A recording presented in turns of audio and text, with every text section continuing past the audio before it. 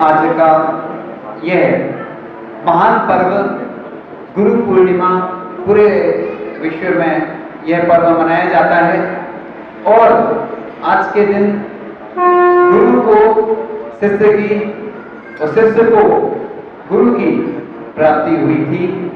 यह पावन पर्व बड़ा महत्व रखता है, क्योंकि शिष्य को बहुत सारे हो सकते हैं लेकिन गुरु तो एक ही होते हैं, क्योंकि गुरु समर्पण देखते हैं।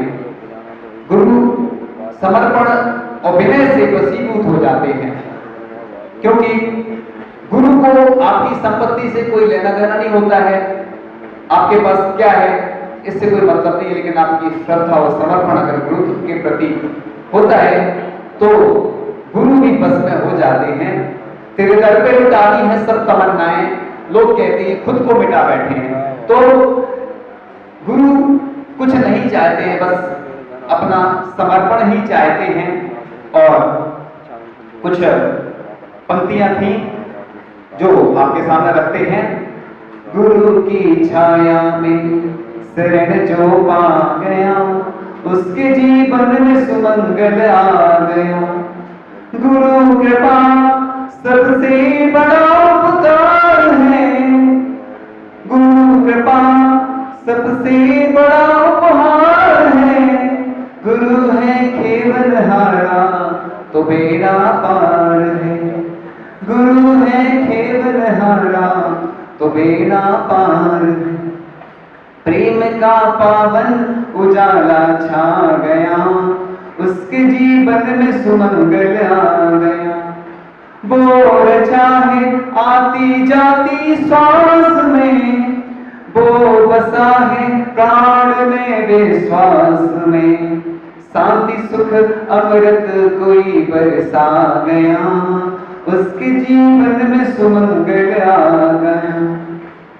हम हैं क्या इनको हमारा ध्यान है, हम हैं क्या इनको हमारा ध्यान है। गुरु है अपने देवता श्री भगवान है, गुरु है अपने देवता श्री भगवान है। प्राण का पंछी बसेरा पा गया, उसके जीवन में सुमंगल आ गया। ऐसे पंचम काल में भी चतुर्थ काल जैसी चर्या को करने वाले ऐसे परम पूज्याचार्य भगवत गुरुदेव श्री विद्यासागर जी महाराज हमारे लिए ऐसे गुरु मिले हैं, जिनके दर्शन के लिए लोग तरसते हैं और जिनसे बात करने के लिए लोग तरसते हैं। ऐसे आचार्य भगवत जिनकी चर्या निराली है और जिनके बारे में जितनी जब चर्चाएं की जाती हैं तो जितने साहित्य लिखे गए सब फीके से लगते हैं, अधूरे से लगते हैं। उनकी जो चर्या है और उनके बारे में जो चर्चा है वह जितने भी करते हैं वह लगता है कि बस करते ही जाएं। और पंक्तियों के साथ हर खुशी में आपके गीत गाता हूं, हर गम में सिर पर हाथ पाता हूं। आप गुरु हो, तन्हाई में आप पत्र हो, मिलन में आप छत्र हो। आप सर पर नहीं हो, मेरे साथ सर्वत्र हो।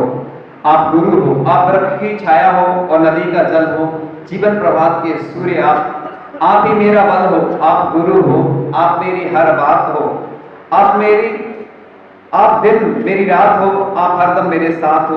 प्यार भरा एहसास हो, आप गुरु हो। जब मैं थकता हूं तो आपके पास आता हूं, हर पल आपको दिल में बसाता हूं।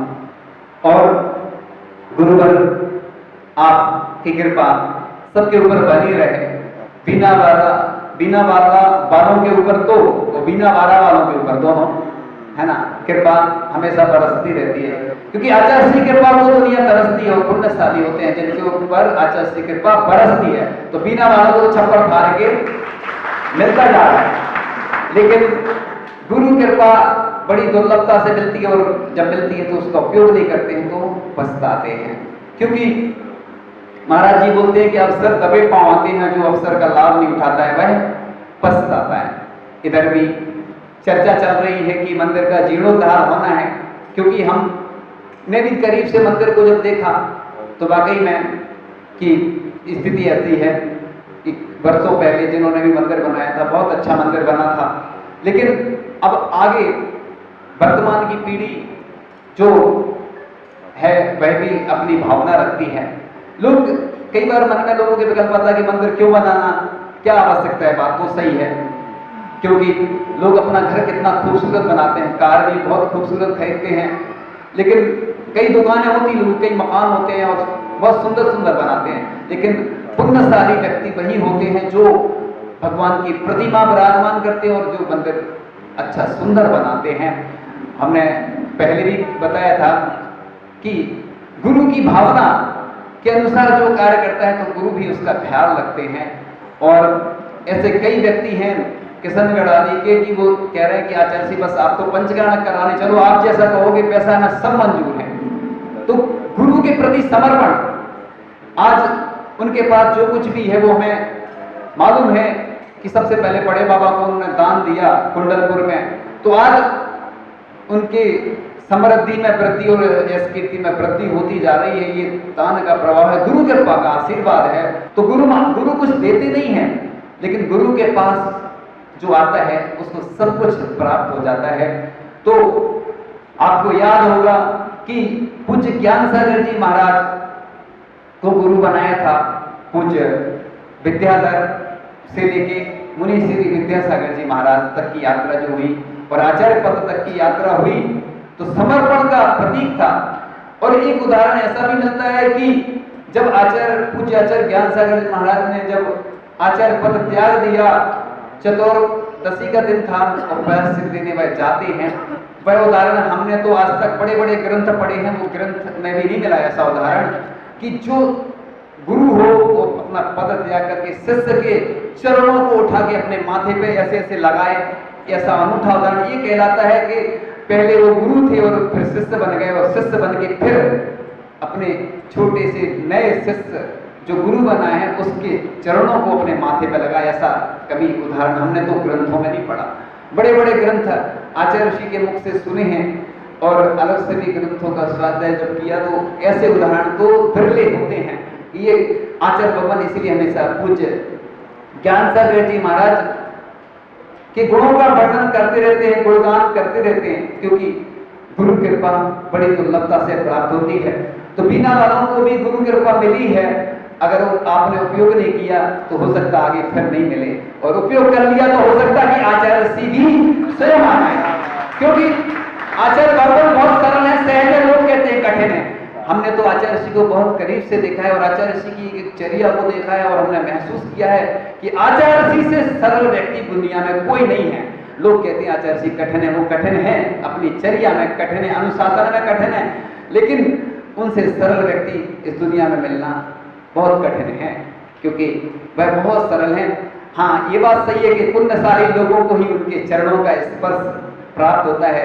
एक वही पुण्यशाली होते हैं जिनको आचार्य जी का आशीर्वाद मिलता है, कृपा मिलती है। जिनको नहीं मिली तो उनकी हम क्या बोलें, वो तो आप समझ गए होंगे कि जिनको मिला है बड़े पुण्यशाली होते हैं। हम लोग खुद देखते हैं और खुद सोचते हैं कि जब भी आचार्य भगवान के पास कई बार जाते थे प्रायश्चित आदि लेने, तो हम लोग को भी लाइन में लगना पड़ता था। लाइन का मतलब ये नहीं, बार बार निहारते थे, देखते थे कि आचार्य जी कब फ्री हैं, कब आचार्य जी बिल्कुल हम लोगों को समय दें। तो ऐसे समय निकाल के हम लोगों को भी जाना पड़ता था। लोग कहते कि बड़ी, एक बार सागर में हमने बोला था कि अच्छा है हमारे गुरु महाराज हीरे जैसे बने रहें, सबको आहार देने नहीं मिलता है, तो लोग कहते हमें एक गिलास मिल जाए।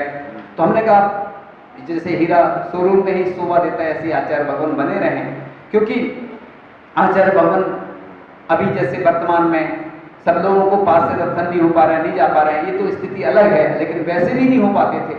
लेकिन आचार्य भगवान को बड़ी शांति मिल रही है। अभी देखो संघ के इतने सारे मुनि महाराज थे, सबका दूसरी जगह चतुर्मास हो रहा है और आचार्य जी का संघ बहुत छोटा हो गया। तो लोग कह रहे हैं कि कैसा लग रहा है आचार्य जी के दर्शन करके और छोटा सा संघ देख के। देखो ऐसे भी होते हैं कि जो किसी नामना की कामना से जो दूर रहते हैं, जो नामना की कामना से कोसों दूर हैं, कहीं कहीं ऐसे संत भी जरूर हैं। आचार्य भगवान ने कभी अपने नाम ख्याति पूजा लाभ के लिए कुछ नहीं किया, क्योंकि आचार्य कुंदन स्वामी ने लिखा है कि ख्याति खाई है जो खाई में पटक देती है। और आज दुनिया बस इसी के पीछे भागती है कि हमें हमारा नाम हो जाए और हमारी प्रसिद्धि हो जाए। प्रसिद्धि पुण्य से होती है, आप काम अच्छे करो कि आपका नाम हो जाए। आप फोटो खिंचवाने के लिए काम नहीं करना, काम ऐसा करना कि आपकी फोटो पूरी दुनिया में देखें लोग, ऐसा काम करना, ऐसी प्रसिद्धि आपकी फैले। तो आप इस मंदिर का जीर्णोद्धार करेंगे तो आपकी प्रसिद्धि दुनिया में फैलेगी, दुनिया से लोग देखेंगे। यहाँ से जो भी गुजरेगा, लाखों लोग यहाँ से निकलेंगे, जब दर्शन करेंगे तो आपको वह पुण्य आपके हिस्से में जाएगा। क्योंकि जो मंदिर बनवाता, प्रतिमा विराजमान करवाता है, इसी जन्म में उसको पुण्य का अर्जन नहीं होता है, वह जहां भी जाएगा, जिस भाव में भी जाएगा तो उसको पुण्य का अर्जन होना है। जब संघ में थे, जब हमने णवोकार मंत्र की महिमा बताई तो लगभग 25 लोगों ने 8-8 करोड़ जाप का नियम लिया। तो एक महाराज जी ने कहा कि कैसे करेंगे लोग, क्या होगा? तो हमने कहा देखो, इस जन्म में नहीं हो पाएगी तो अगले जन्म में हो जाएगी णवोकार मंत्र की माला।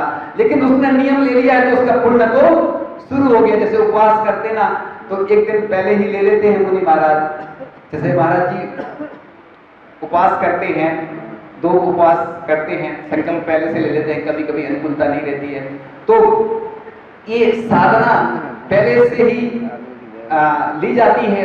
और संकल्प जो लिया जाता है वह संकल्प पूरा करने के लिए अपन अगर प्रतिबद्ध रहते हैं तो इधर छोटी सी समाज है, लेकिन यह चतुर्मास जो है पूरी बीना समाज का, ये लोग भूल रहे हैं कि बड़ी बजरिया का है।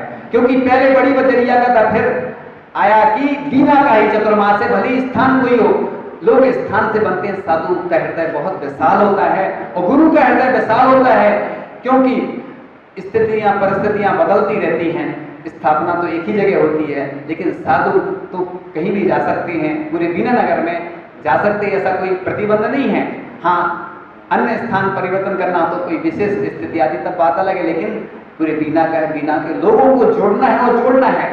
और जो आचार्य विद्यासागर जी महाराज की कृपा आशीर्वाद से नहीं जुड़ा, उसका तो हम कुछ कह नहीं सकते हैं। लेकिन जिनके ऊपर आचार्य जी का वरदस्त है, वो आपको मालूम है कि जिनके ऊपर आचार्य जी की कृपा होती है वह वाकई में इतने ऊपर उड़ जाते हैं। क्योंकि इतने बड़े संत का आशीर्वाद मिलना इतना सरल तो नहीं है। हम जानते हैं कि आचार्य श्री जब दीक्षा देते हैं तो चुन चुन कर देते हैं। और जब आचार्य भगवान दीक्षा दे रहे थे तो हमने ये पंक्तियां सुनाई थी दीक्षा के दिन ब्रह्मचारी अवस्था में। कोई तरस रहा हो जियारे को, कोई सूरज बांधे सोता है, ऐसा भी होता है जग में, ऐसा भी होता है।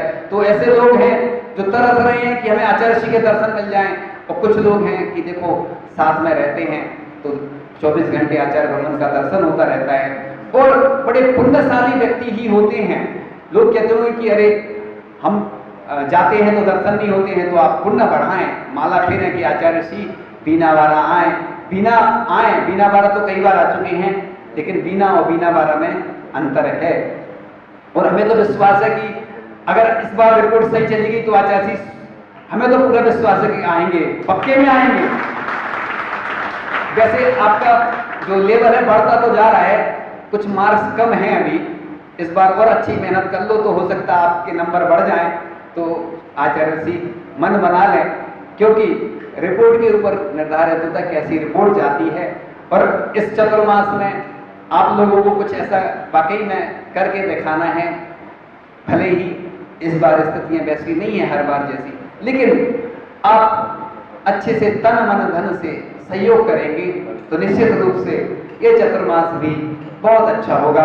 क्योंकि चतुर्मास तो पूरी दुनिया में, पूरे भारत में होते रहते हैं, सब जगह होते हैं।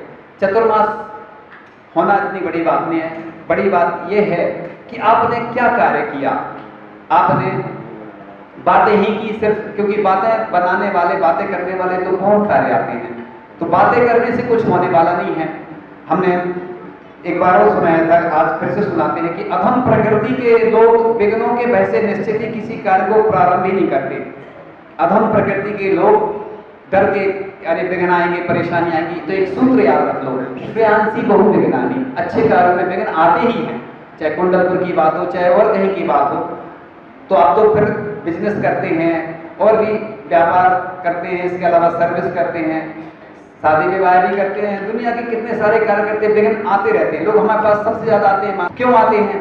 तो विघ्न आ रहा है कि नहीं आ रहे? ग्रस्त जीवन में भी विघ्न आते हैं और धार्मिक कर्म में। लेकिन धार्मिक कार्य इसलिए छोड़ देते आदमी कि भैया अगर इधर चल जाएगा, लेकिन वो लौकिक कार्य को छोड़ता नहीं है। तो प्रारंभ ही नहीं करते। मध्यम कोटि के मनुष्य विघ्नों के आने पर प्रारंभ किए कार्य को बीच में छोड़ देते हैं। कई लोग ऐसी बहुत सारी जगह योजनाएं बनती हैं, कार्य होते हैं, लेकिन छोड़ देते हैं, तो ये कहलाते मध्यम प्रकृति के लोग। किंतु उत्तम प्रकृति के मनुष्य बार बार विघ्न आने पर भी प्रारंभ किए हुए कार्य को नहीं छोड़ते हैं, अर्थात उसे पूरा ही करते हैं। तो इसी प्रकार से यहाँ के लोगों ने अब इस बार जो काम लिया है हाथ में, जो सोचा है वह होना ही चाहिए, तभी लोग तन मन धन से सहयोग करेंगे और वाकई में बीना का नाम पूरी दुनिया में ऐसा प्रसिद्ध हो जाएगा कि लोग कहेंगे कि कई पीढ़ियां हजारों वर्षों तक याद रखेंगी बीना वालों ने वाकई में ऐसा कार्य किया। देखो पहले क्या होती है, पहले चर्चा होती है कोई काम की, फिर पर्चा पे लिखा जाता है, फिर खर्चा होता है, फिर अर्चा होती ना, पूजन आदि अर्चा, फिर जब अर्चा हो जाती है फिर चर्चा होती है। तो चर्चा दुनिया में तभी होती है जब कोई अच्छा काम करो। तो ऐसे बहुत सारे दुनिया में लोग हैं जिन्होंने अच्छे कार्य किए हैं, लेकिन उनकी चर्चा भी नहीं होती है, लेकिन कोई ऐसे भी कार्य होते हैं जो बहुत अच्छे कार्य करते हैं। और धार्मिक कार्य तो प्रसिद्धि प्राप्त करने वाले होते हैं, इस उद्देश्य नहीं करना कि हमें प्रसिद्धि मिले। आपका यह कार्य पूर्ण हो, आचार्य श्री का आशीर्वाद हम सबके ऊपर बना रहे, गुरु की कृपा सबके ऊपर बनी रहे, हमारी यही भावना है। बीना वालों को पहले से मिलता आ रहा है, आगे भी मिलता रहे, और ऐसा कार्य करेंगे तो हमें तो पूरा विश्वास है कि आचार्य श्री जरूर आएंगे, क्योंकि आचार्य भगवान को आप बुला नहीं सकते हैं, लेकिन आचार्य श्री के प्रति समर्पण भावना और श्रद्धा आस्था रखें तो निश्चित रूप से आचार्य श्री आते हैं। जहां जहां के चाहे मुकाबले के लोग, अन्य स्थानों के लोगों ने बहुत मेहनत की, प्रयास किया, तो आचार्य श्री आए। तो बीना आने में कोई दिक्कत थोड़ी आचार्य श्री को। आचार्य श्री को बीना वालों से बुराई नहीं, ये गलत फहमी निकाल देना अपने मन से। आचार्य भगवान आपका समर्पण कम दिख रहा है इसलिए नहीं आ रहे हैं आचार्य श्री, कुछ कमियां हैं, समर्पण दिखाओगे निश्चित रूप से आचार्य श्री आएंगे। आचार्य श्री के चरण यहाँ पड़े और आपका आचरण भी अच्छा हो, इन्हीं भावना के साथ आचार्य भगवान गुरुदेव शिक्षवाड़ विद्यासागर जी महामंदिर आए।